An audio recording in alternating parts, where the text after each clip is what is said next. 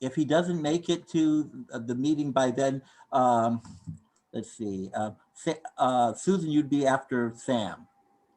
And we'll just keep David for the end if he doesn't get for that. Yep. Okay.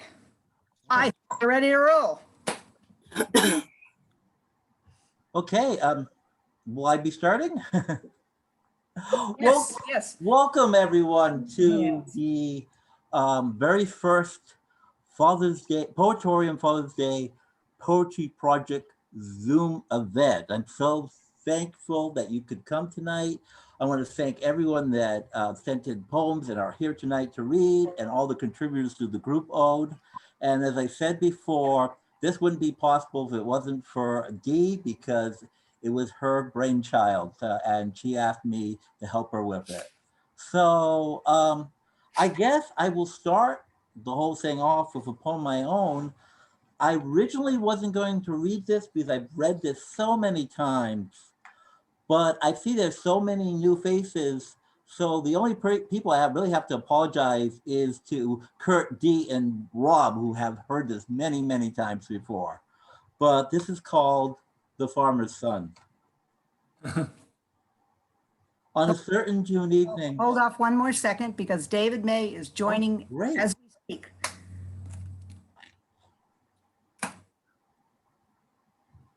Still says joining, means he's in process, but I have accepted him in. Come on. All right, here. Still in the waiting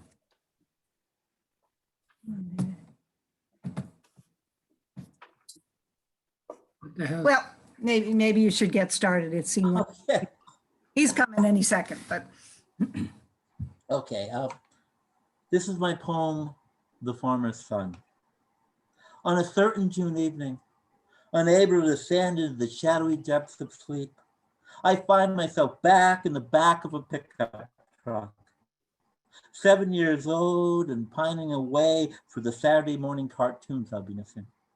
My mom's at the wheel, steering the old Ford down the rock-infested path to the potato field.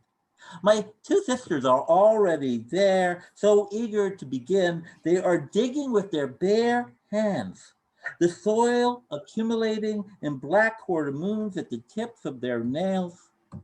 And my dad, he's perched high in the seat of the John Deere, staring straight ahead as steel fingers rake the earth behind him.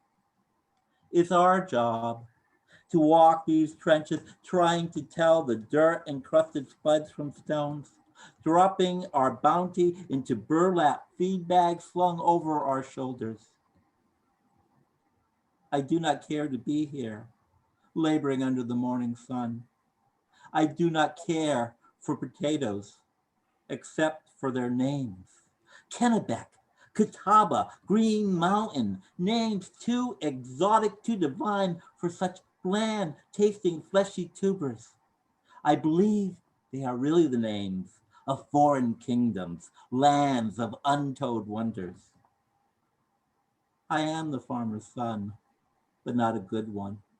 I am by nature an indoor child, grown pasty by the blue light of the television screen. A pale boy prefers schoolwork to farm work, who withers and faints while picking string beans in the summer heat. My dad conceals his disappointment in a son who does not share his love for the land he has toiled for his entire lifetime. Yet, somehow he understands and tries not to push me so hard. Perhaps he recognizes I am not a crop to be cultivated, but more like a weed which must spread its roots wherever it pleases to survive. And now, once again, it's 30 years in the future. The path I chose led not to the potato field, but to this cramped city apartment where I'm trying to come to grips with the passing of my father, harvesting longings and regrets. It is soul, not soil, I dig through now, and what I uncover may not be as comforting as potatoes. Thank you so much, and now we're on to Curt. What? So you're going to introduce your poem. Oh, well, very quickly. I have always been bothered by the adult who, with a little bit of itch or anger with their son, gives him a powerful clop along the side of the head, sends him across the room. My father was just the opposite. He was a policeman who, in his spare time, was home, and he would simply sit. And when I came in and slammed the door, he sat there and just looked at me for a bit and then said,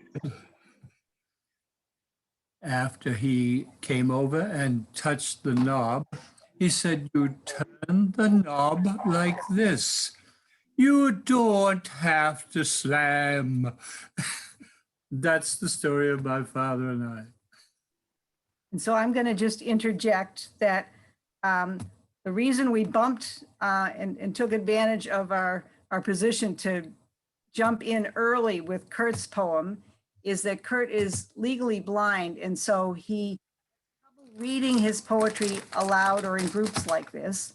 And so what we're going to do for Curt's poem is you'll see coming up on the screen a wonderful little video that Paul helped us to put together that is Curt reading this poem, The Lesson.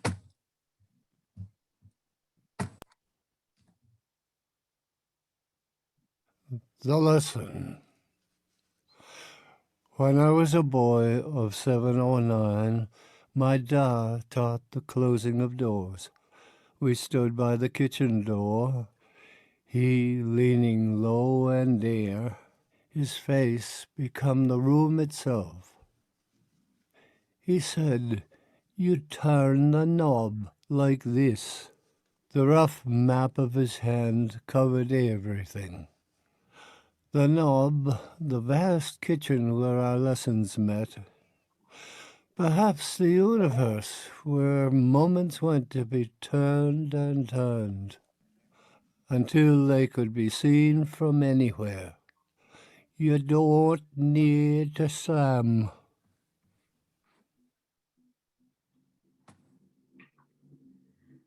So thank you. Now I can relax. We've done the video. And just a reminder to folks, if you can put yourself on mute until you're reading, that would be helpful. And I'm going to do that for us.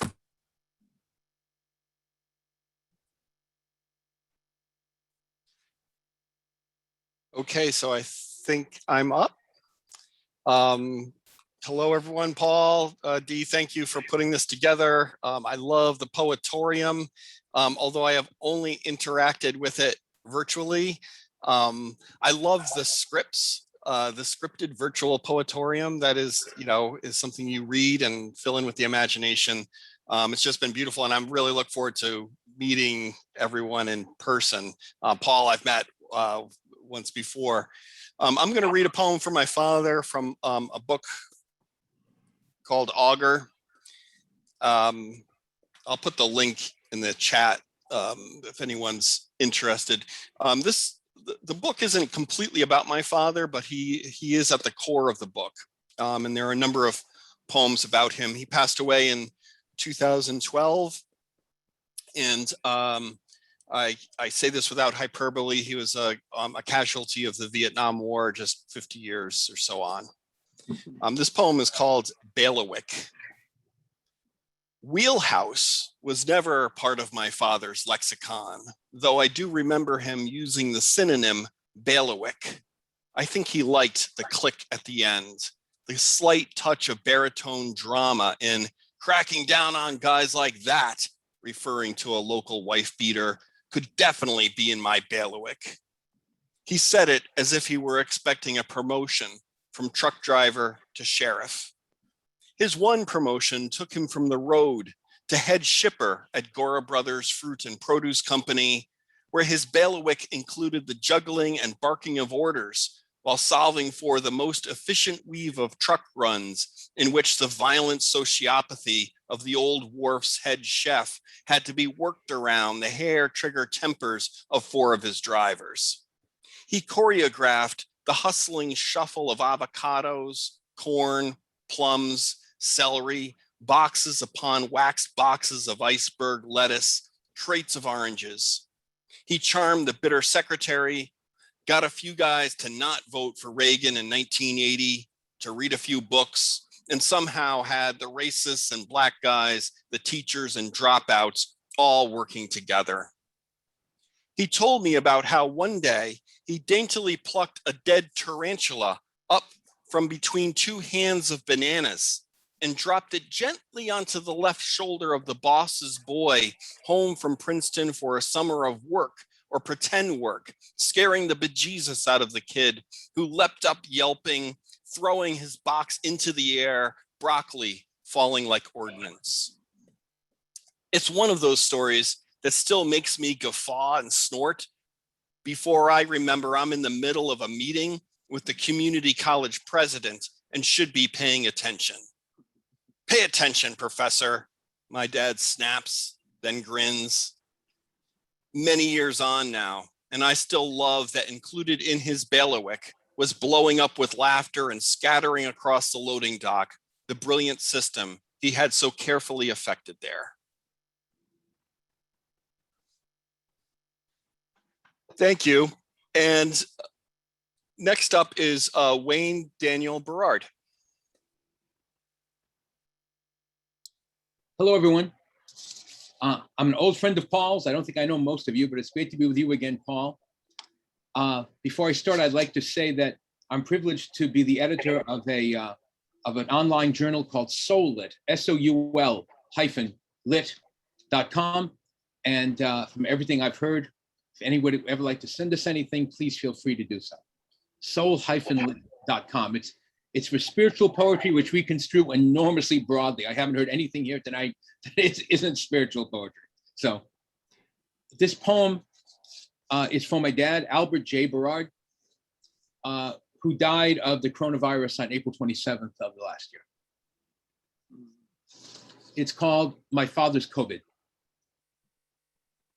The landing craft of my father's life has once again ground itself on Omaha Beach. But the iron door is not dropping. Normandy is all gusts and bluster, like always, like him. Night is falling, and he wonders why no order to disembark, and why he is alone. In the hole's center, a single candle gutters and gasps, drowning in the liquid of its own meltedness. My father wonders if he's dreaming or gone crazy until he hears a woman's voice calling his name from the darkening cliffs. He recognizes her, but doesn't. The candle sputters. He huddles in the corner of his craft. I hope he knows not to wait for me, denied permission to board by executive order. I hope when the wick exhales and all the iron falls away, he'll see only enemy-less beach, moonlit, and know his one love's call, unhiding in the high hedgerows. Thank you.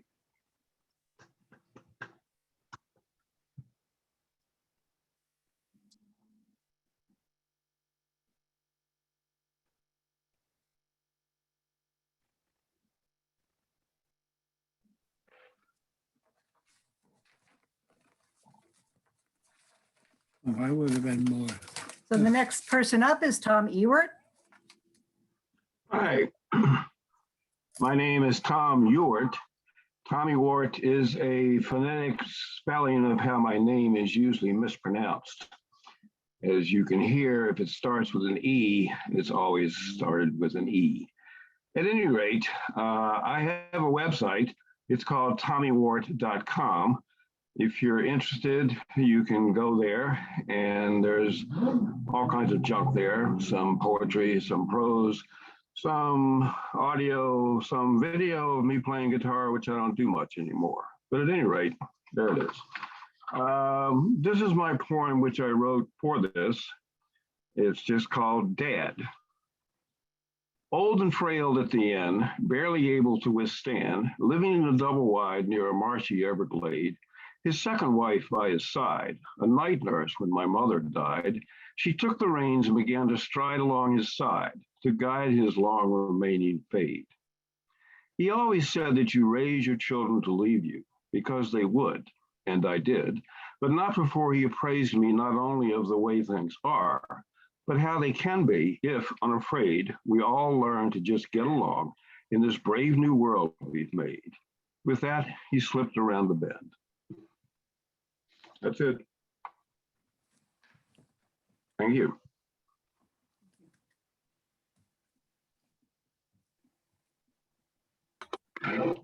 Hi there. I'm Diane Kane. I'm honored to be here with all of you tonight. And I wanted to mention that I'm one of the founding members of quabandquills.org. If anyone's interested in looking us up, we do anthologies once a year, local authors in the Massachusetts, New Hampshire, New England area, and we take short stories and poetry. We're doing our 4th anthology at this time. We'll be publishing Beyond the Pathway in the fall, and then we'll start working on the next one. So if you go to quabandquills.org, if you're interested in getting some of your work published in the next anthology, look us up. We do, with the proceeds, and any profits go to scholarships for graduating seniors. And I've just published children's books. My first children's book is John Gatto, The Three-Legged Cat of Seborga. And I just published my second children's book, Braden the Brave, in April. So I'd just like to tell you a little bit about my father, Frank W. Wells. He was in the Navy in World War II on the USS Montpelier in the Pacific. And when he came home, he went to trade school and painted houses for a living. And in his 20s, he got his pilot's license and flew his own plane, although his brother Harold wouldn't fly with him. He was an amateur radio operator and talked to people all over the world. And in his 40s, he went to college actually, because he never went before. And he became electronics technician and worked for iTech Corporation that made the cameras that went to the moon and Mars. And he passed away in 2000, but he has always been by my side in either body or spirit. And he is always the source of my success. So the poem I'm reading tonight is called Simple Gift, and I wrote it over 30 years ago to give to my dad for Father's Day that year. So just get that up, okay. Simple gift. A simple gift of words I give to a man of simple birth. In my life, you have given me treasures of priceless worth. It is you who cast the mold, set solid to be my mind. You who carved the lines, run through my soul, I find. Working the shapeless clay with love to make my heart. With artist skill, you held the brush to the canvas that set me apart. It is you, the patient gardener, tending with care while I have grown. The fruits of my life many are the seeds you have sown. Steady but gentle hand when need for me to hold. With words few, wisdom much, you taught me to stand bold. Seeking long the rainbow's end, your ageless spirit inspired me. Making real the magic of life, believing in things I cannot see. Sharing a sky of infinite stars, seeing beyond the walls of my mind, an endless passion for living and love of adventures to find. It's you I have to thank for treasures of a lifetime had. You, the man of many talents, the man I'm lucky to call Dad. Okay. Thank you. Thanks so much.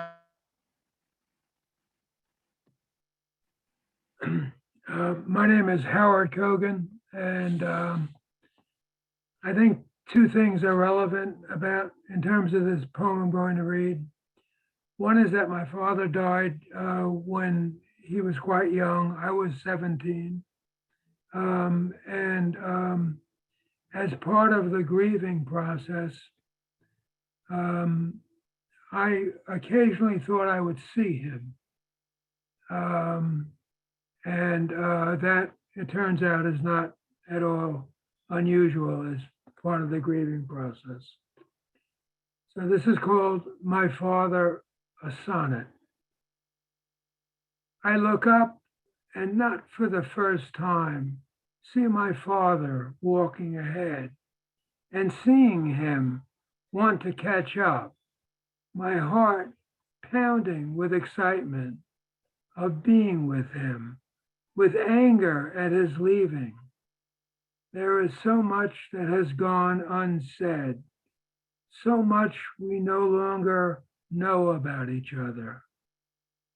I want to rush forward to reach him, to place my hand on his shoulder, to see his face. But for once, I resist. I walk along and follow. It's better like this, each of us on our own side of the abyss. Anything can happen. Every possibility exists. Thank you. Hi, my name is Sam Lalos.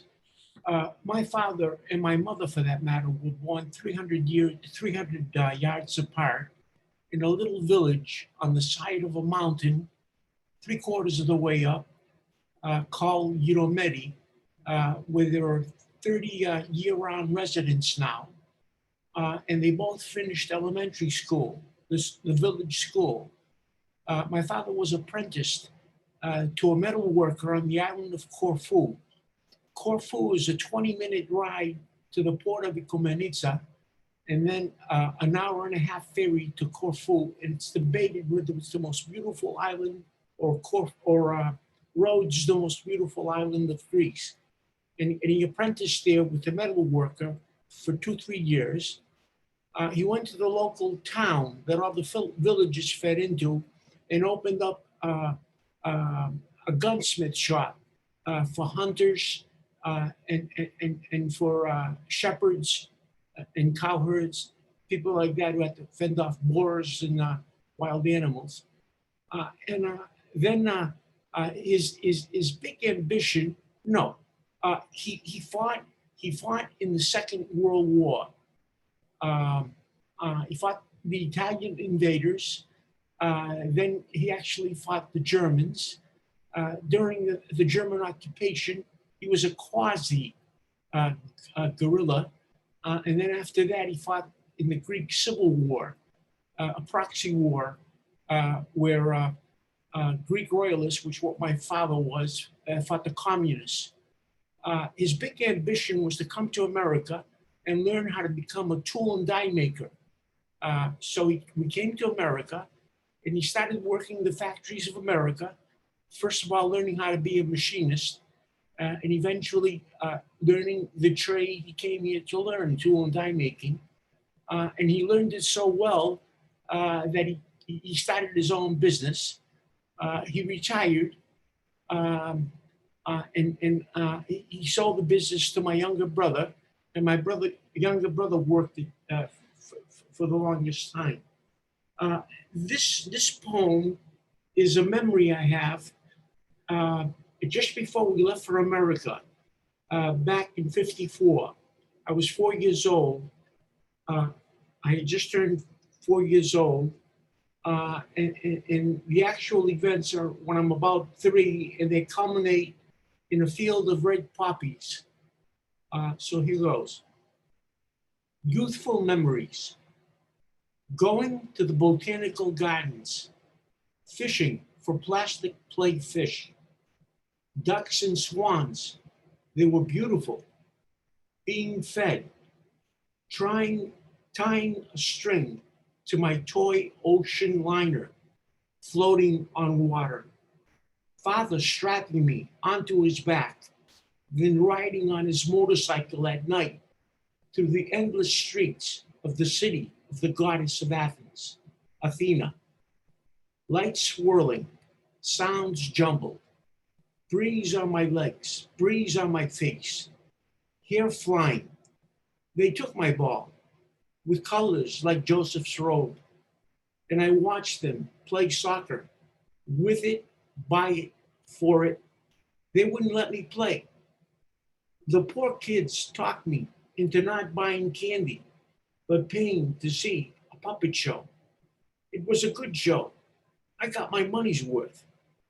Lying on my back in a field of poppies, looking up into the sky, not realizing what I was about to give up.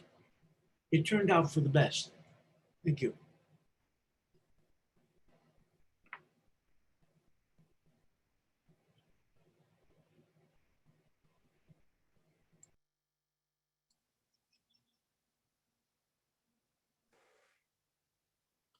I know the next reader is supposed to be David David, May. I think Is you're he next. here? Can you see me or am I on? Yes. Let's see. Okay. Yeah, there it goes. Hello, I'm David May. I'm new to the group. I live in Newington, Connecticut. I am familiar with two poetry groups here. One is Wit and Wisdom that meets in Manchester, and the other is the Facts and Poets that meets in West Hartford. I've been working mostly in the field of education, and I'm recently retired. I did quite a bit of adjunct work at Central Connecticut State University for about 15 years. I'm writing today about my dad. This is a poem that was published by Facts and Poets several years ago. My dad grew up in rural Alabama and attended Tuskegee Institute and graduated in the class of 1925. So as you can see, there may be a great gap between our ages. He was well into middle age when I was born.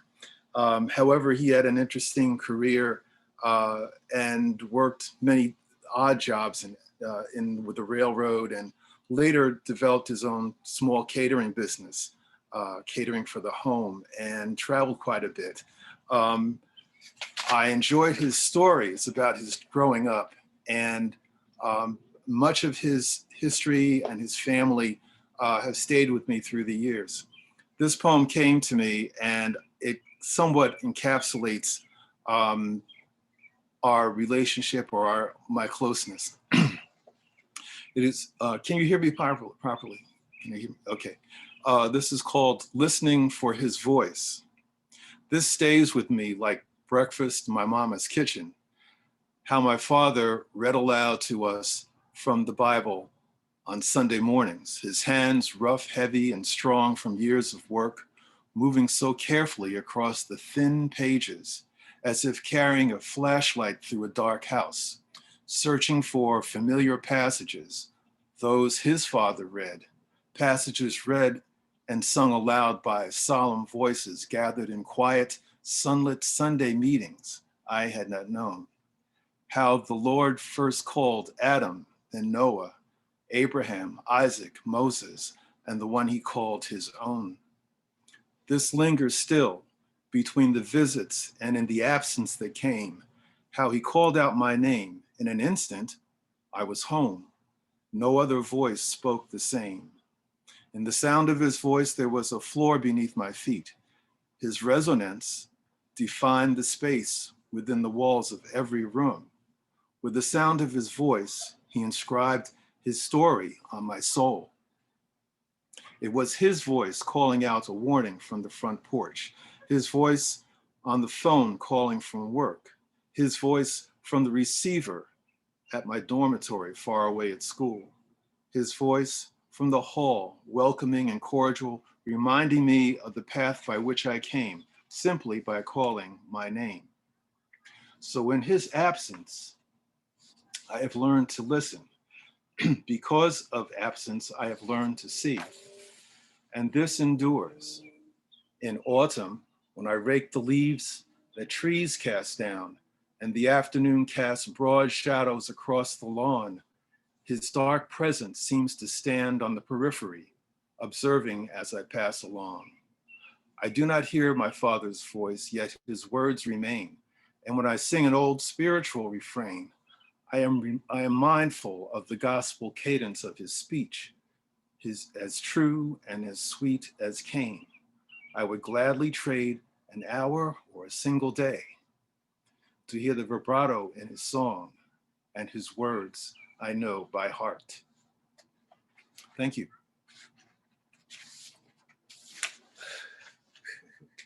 It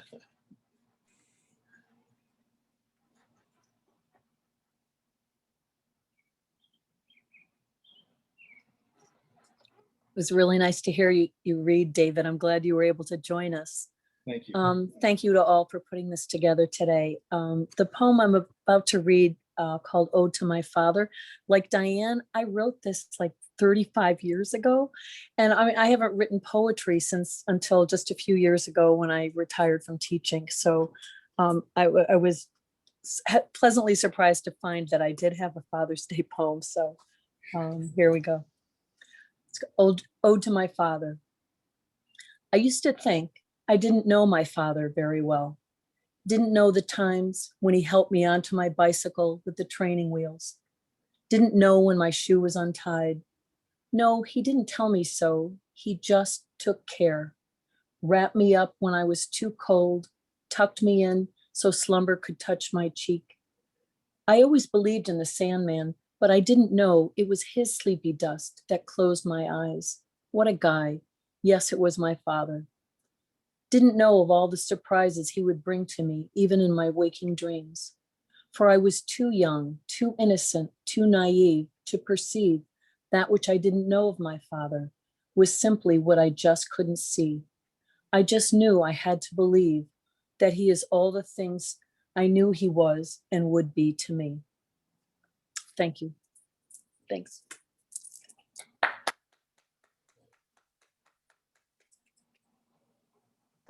Hi, I'm Carla Schwartz, and I'm coming to you from Bear Island on Lake Winnipesaukee. And the picture behind me is not real, but what I'm looking at looks very similar to that picture. So, and this is a poem for my father, and it is called Promise, and it takes us to another season, a season of winter. And if you wanted to find out more about me, you can, I guess my website is carlapoet.com. So, a promise of hope to ski with my father, unfulfilled amid the snow and the trees, a pleasure, the joy he once shared with my mother. We couldn't do better than Saturday's weather, the cool sunny day, the light winter breeze. So I promised to ski with my hopeful father. I urge him to carry some food and some water, and to use his less cumbersome skis for the pleasure he once shared with my mother. With pink ribbons tied to his poles, his tethers, I spot him afar from hundreds of feet, a hopeless promise to ski with my father. His ski pace is a crawl, no faster. He can no longer kick glide with ease to practice his pleasure once shared with my mother. His unflappable will to ski doesn't dither. Tumbles and icy spots fail to displease. He vowed ever after So ski goes my father, a joy first kindled in him by my mother. And that's it. Thank you. Thank you. And I didn't look at the list, so whoever is next, introduce yourself. Thank you. And you might mute yourself, David, and the other people.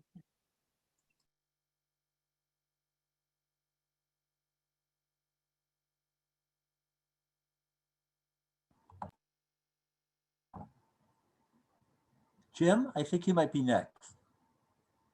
Okay, thank you very much. Sorry, I didn't have the list in front of me, but I'm ready to go.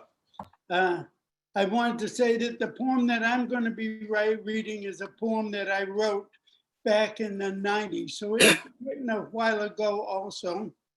And, but I will share it with you. It's called V Formation.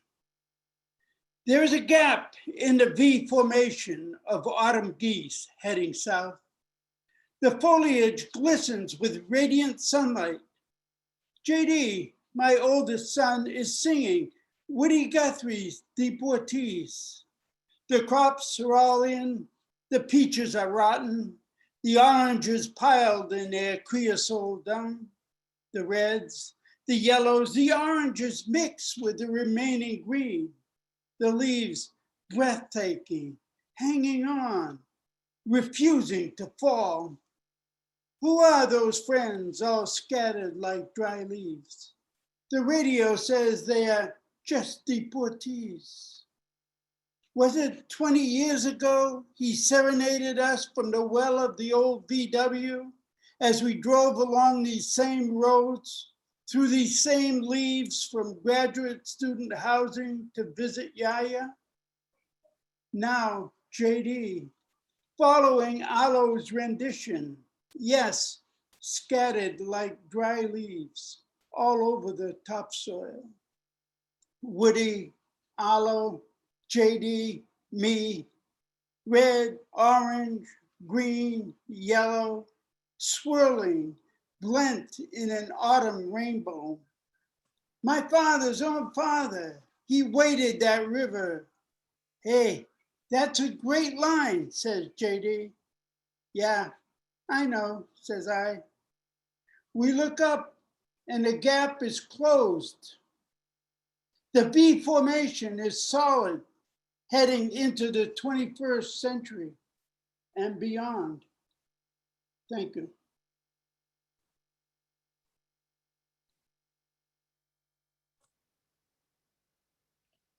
Hi, everyone. I'm Meg Smith, and I live in Lowell, Mass.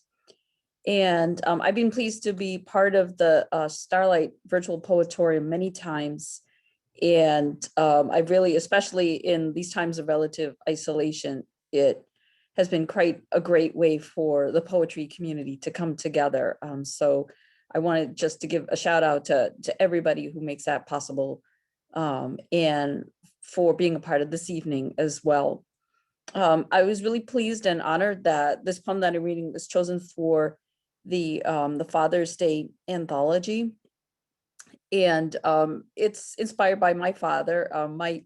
My mother is a naturalized citizen who immigrated from Ireland.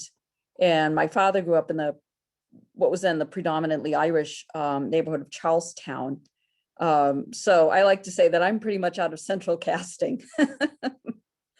And so when my father was growing up, there were not a lot of places, I think, in the neighborhood of his upbringing where a kind of quiet, sensitive kid might go to have some respite or someplace for the imagination. But one of them was the Charlestown Naval Yard, where the US Constitution resides. And so I wrote this poem because I know that's a very special place for him. And also thinking about both my parents' experience of being Irish and Irish American, and the fact that the Irish grew to political prominence, I think sometimes creates the perception that the historic struggles of the Irish were somehow diluted or mollified. And so this poem struggles to get to the truth of really what's in the heart of that experience. So closing hymn, the Boston Naval Yard. My father as a teen wanders to the docks as the sun bleeds, where the veins join at the Mystic, the Chelsea, and the Charles. The Constitution bucks and sighs, moored in fingers of darkness. Everyone tells him he's got it so good. With a surname like his, what can he own about real blood or bristling bones? And everyone says our famines are fake, just green phantoms in pubs. He is looking toward the channel through a dim outline of a dream, a prayer in an unseen language, a country of weeping waves above and below. Thank you so much for listening. And to learn more about me and the poetry books that I have, I welcome you to please visit megsmithwriter.com. And thank you for listening and for also sharing all the fantastic poems tonight and the varied experience of fatherhood and of having fathers and I'm very blessed by all the words sharing those tonight. Thank you.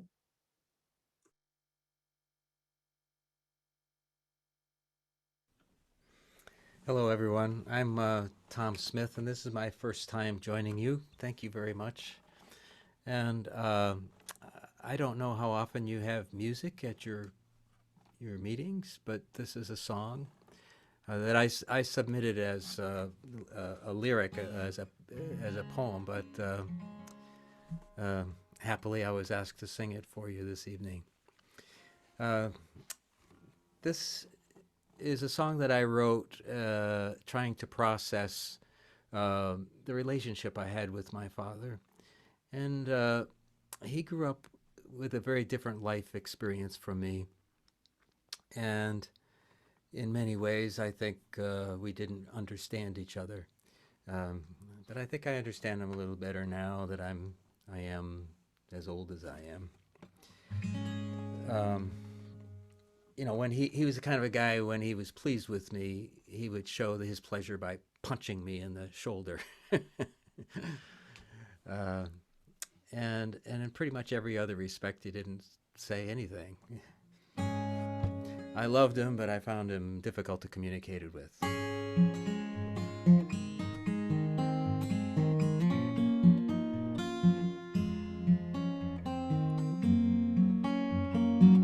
It's called In the Space Between Your Words.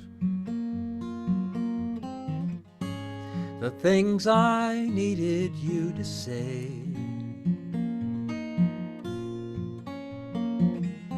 you kept them safely stowed away.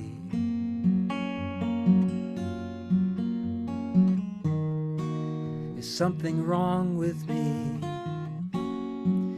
that you could not read the signs that I gave to show the way? The lines of love and loneliness are blurred in the space between your words.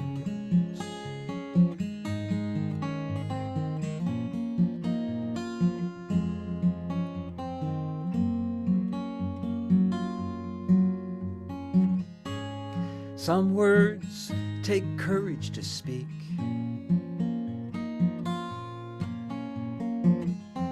Those arrows never left your sheath.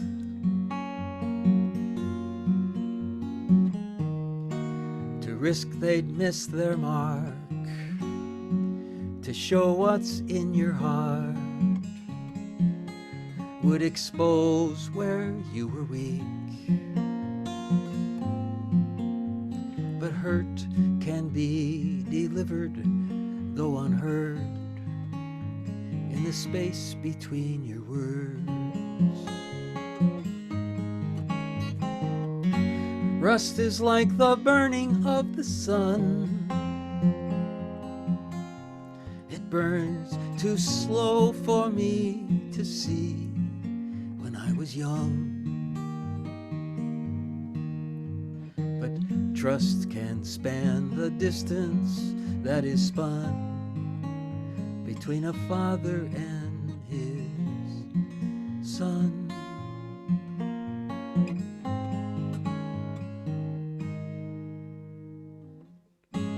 Time heals all wounds, I've heard this said.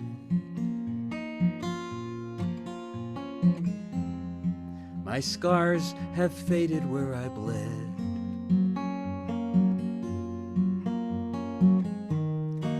Now that I've reached your age, on the day you went away, I can say with no regret, I told my son what I believe I heard in the space between your words. You told me in the only way you could, in the space between your words.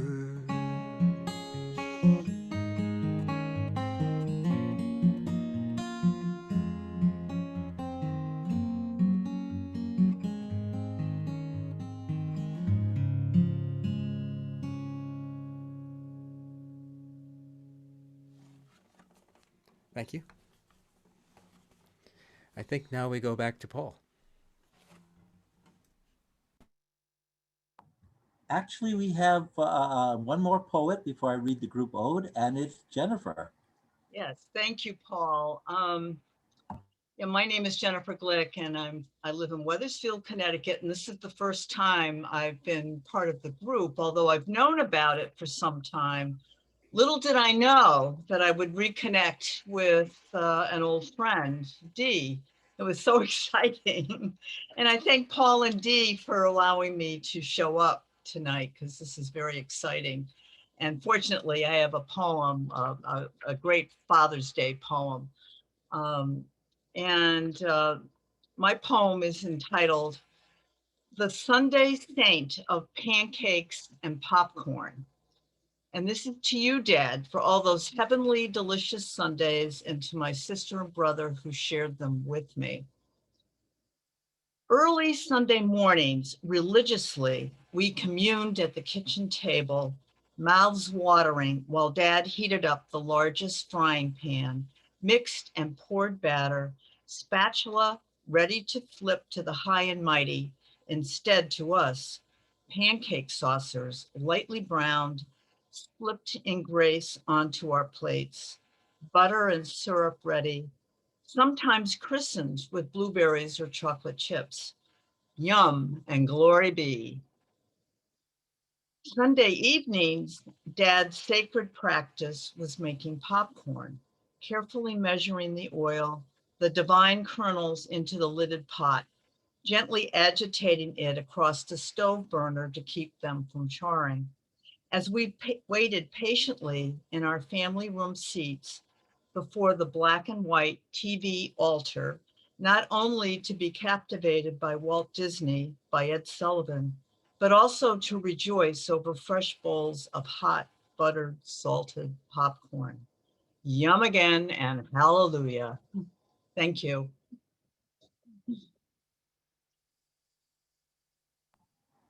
Oh, thank you, everyone, for sharing such your wonderful poems about your fathers.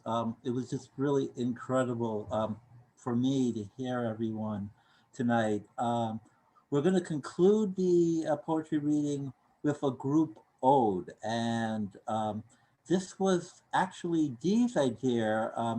She came across in Bon Appetit magazine a poem written this Mother's Day, well, actually compiled, not written, but compiled by, Kwame Alexander with contributions from 12 poets.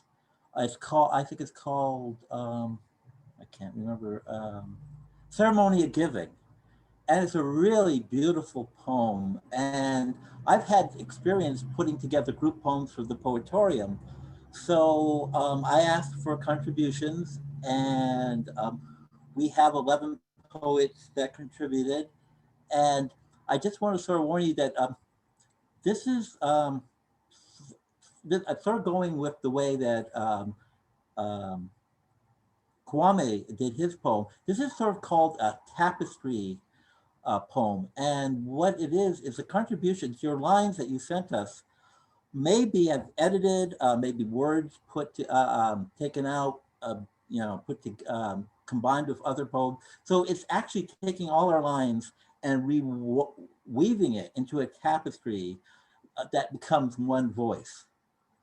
So this is called Remembering Our Fathers, a group ode in 2 parts, with contributions from Tom Ewart, Michelle Goodwin, Howard J. Kogan, Jonathan Andersen, Carla Schwartz, Rob Jarrett, Patricia O'Connor, Dee O'Connor, Susan O'Nedd, Natasha S. Garnett, and myself, Paul Szlosek. 1. In hushed remembrance. I remember my father as a silent presence, a volcano smoking in the dark, erupting not often, but memorably, a presence to keep your eyes on. I remember my father now mainly in dreams, so more and more less frequently, ones in which he's behind the wheel of our second-hand Ford Granada, his own eyes on the road ahead, while demanding irrevocable quiet from all the other occupants as we drive into deepening darkness down lonesome one-lane byways. I remember my father on his 80th birthday. I remember my father on his 80th birthday. To grow old is to be drowned out by the cacophony of change as your entire world is dismantled all around you. The next day, my mother called. She was crying. He passed away in the hospital without saying a word. Now, cremated.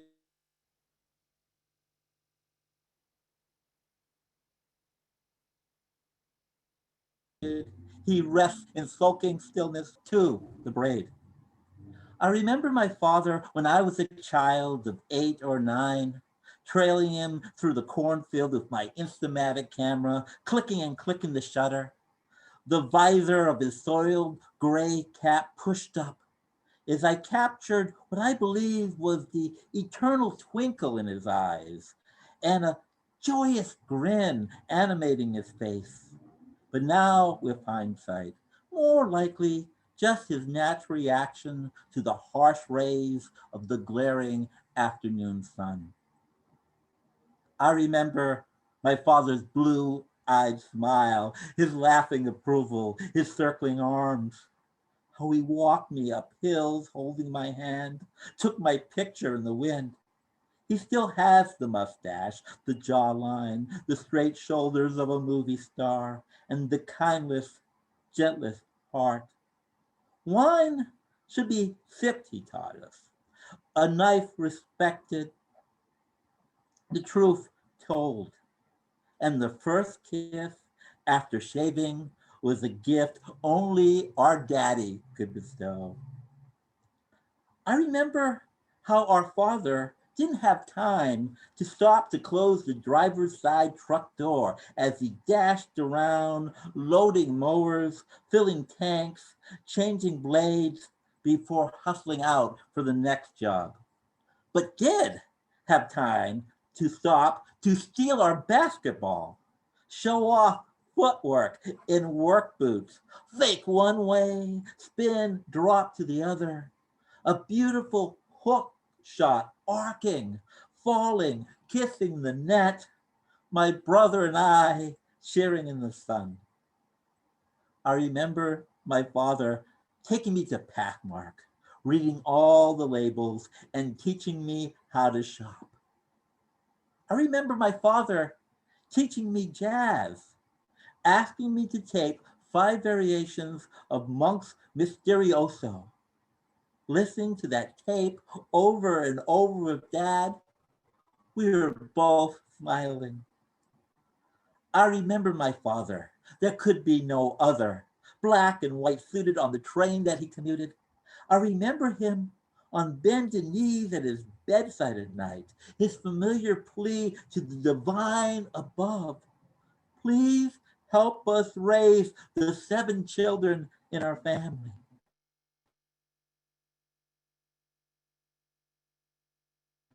Words, watchful eyes, softest touch. My favorite recollection? Everything, every time. My father's love, seldom spoken, always certain. I remember my father telling me I didn't owe him anything. I didn't believe him until I had a child of my own long after he had passed. All these combined memories, the stories of our families, our interactions intertwined, becomes the braid we make down through time, father to son or daughter, the rope we lower or climb that keeps us together. Thank you so much. And just one word, as I was hoping to have the anthology ready before the reading, but I sort of foolishly involved in a lot of other projects. So it may not be, I promise to get it up at least by the end of the month, and I will send a link to it when it's done. So please look for that in your emails. And I'm not sure, Dee, do you have anything to add? Oh, I just want to thank you, Paul, for the awesome job of pulling together that group poem. That was really inspiring and wonderful. Oh, thank you. Thank you. Well. Beautiful. Thanks to everybody who participated. This was a really delightful evening of poetry. Thank you all, and happy Father's Day to all of you who are celebrating. Thank you. Would you send us the link whenever you get that recording? Could you send us a link to it on YouTube or something? Somehow, we will figure Okay. out how. Okay, thank you, thank you. Maybe on the Poetorium, where I'll have to figure out with Paul what the best vehicle is. Yes. Sure. Well, I will try to send a link, to everyone in the email. Make sure you get it, but it will also be, the link will be posted on the Poetorium website too. Okay, great. Great. Okay, I just want to say thank you, Paul, for Well, everything. and for thank you, setting this up. everyone. You were Yeah. just incredible. Yeah, it's a tonight. really So, lovely you. night. Thank you. Thank you. Thank you so Thank you much. so much. You're Thank you welcome. all. Nice meeting you all. Bye-bye. Nice meeting you Yeah. guys.